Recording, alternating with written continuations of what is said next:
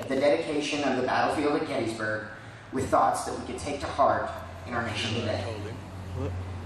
Regarding the sacrifice and dedication of the soldiers during that fateful battle, President Lincoln said, "It is rather for us to be here dedicated to the great task remaining before us, that from these honored dead we take increased devotion to that cause for which they gave the last full measure of devotion. That we here highly resolve that these dead shall not have died in vain, that this nation under God shall have a new birth of freedom, and that government of the people, by the people, and for the people shall not perish from this earth."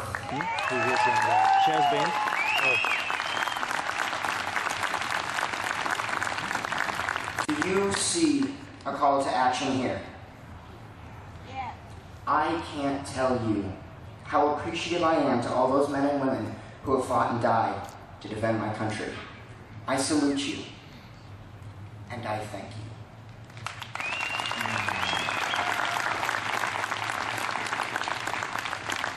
In the cold month of November, a certain ship is floating on the freezing black waters of the Atlantic Ocean. This ship is the Mayflower. In the year 1620, the Mayflower was blown off course on its way to the colony of Virginia and what most on board thought was a new life. Being off course, the people aboard the vessel realized that they were in waters no longer governed by their charter from England. Without English rules, the passengers on board the Mayflower needed to create a compact to guide themselves and to preserve themselves and their posterity. The people on board began to draft what is now called the Mayflower Compact. The Mayflower Compact was a document considered to be the first Constitution of the United States of America. Like the Mayflower, this nation at this time in history is a ship being tossed about on stormy seas. This ship of state is being beaten and tossed about by waves of political thought, of radical political thought, apathy, moral decay, and political corruption. And, like the Mayflower, this nation has a rudder to steer it, the Constitution of the United States.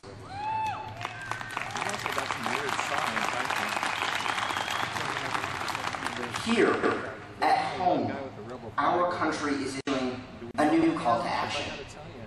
It is asking us what we can do for our country, not merely what our country can do for us, just to paraphrase President Kennedy's famous quote. It has asked us to help pull our country out of this economic crisis, successfully complete the operations in Iraq and Afghanistan, and to refound this nation to the ideals of its founders and the Constitution. I don't know about you, but I'm on deck, and I'm ready to grasp that rudder on our ship of state. And I'm ready for any other calls to action my country might issue. Please join me with a firm reliance on the protection of divine providence. Pledge to each other our lives, our fortunes, and our sacred honor, so we don't become a ship of state without any deckhands, floating on an unsteady and stormy sea. I'm on deck, 912 and Tea Party. Thank you. And God bless America!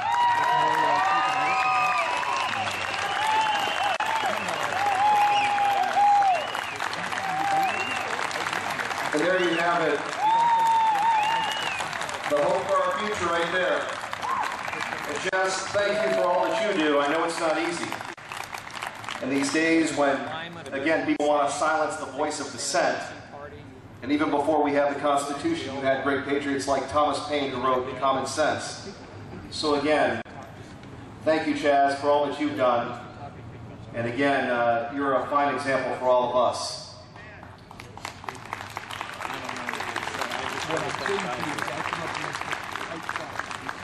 And by the way, a patriot. I think that's the highest compliment we can give anyone today.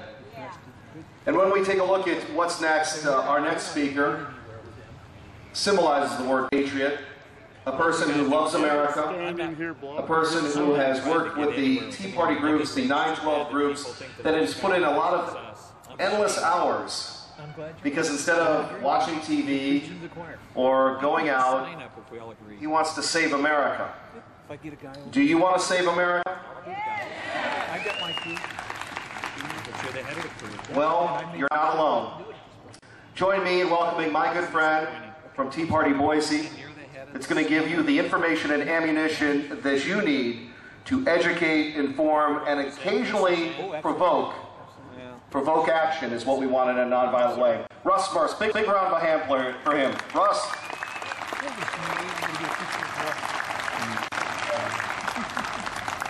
First of all, I want to know who put me on after Chaz Bennett.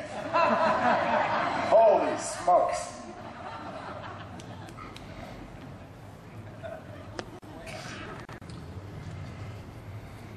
I would like to begin, first of all, by thanking you for coming today and a brief, very brief history lesson. In 1773, a group of American patriots, like yourselves, dressed as Mohawk Indians, not like yourselves, but they staged a raid in Boston Harbor. And you're going to hear about this, you know about this. They took the British fleet and they took a bunch of tea and they threw it overboard in protest of a 25% tea tax imposed by the royalty in England. And it was commonly known, as you know, as the Boston Tea Party. Well, that was a symbolic gesture. That was just saying, hey, we're not going to take your stupid tea tax. And oh, by the way, Mr. British royalty, we don't want to be governed by you guys either. And we don't appreciate your ruling us from England. We don't appreciate unelected officials ruling us, and we don't appreciate you're not living here in the American colonies. What made this important in 1773 was that it was 2 years, think about that number, 2 years prior to the start of the American Revolution. It was a lead-up, a precursor to that. So what they were calling out was taxation without representation. That was the call. Now I'm going to fast forward with you, and I have to use a little bit of a cheat sheet on this thing. These are a few of the taxes that we're paying today in 2010. Just a few, not all of them. We're paying federal and state income tax, cigarette tax, corporate tax, dog license, fishing, food, fuel, gas, hunting, inheritance, inventory, liquor, luxury, marriage license, real estate, Social Security, property, road usage, recreational vehicles, school unemployment, excise, utility, telephone, federal telephone, state and local, telephone, recurring and non-reoccurring, and to think that we left the British for 25% tax on tea.